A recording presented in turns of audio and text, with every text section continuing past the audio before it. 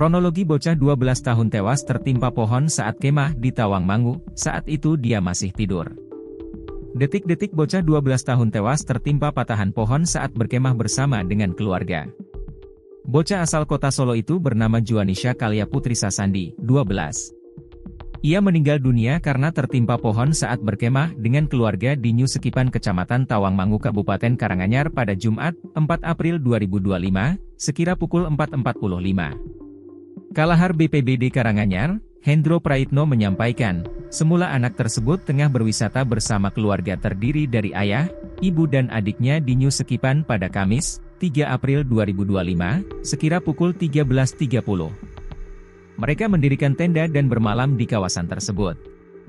Kemudian ada pohon yang tiba-tiba tumbang mengenai mobil sebelum patahan pohon itu menimpa tenda dari rombongan asal Solo itu pada Jumat, 4 April 2025, pagi. Ada pohon lapuk menjatuhi mobil kemudian patahannya jatuh mengenai tenda yang dihuni wisatawan. Satu keluarga dari Solo.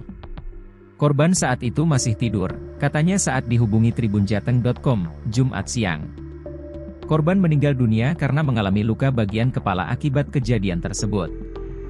Dia menuturkan, korban selanjutnya dibawa ke puskesmas sebelum akhirnya dibawa ke RSUD Karanganyar.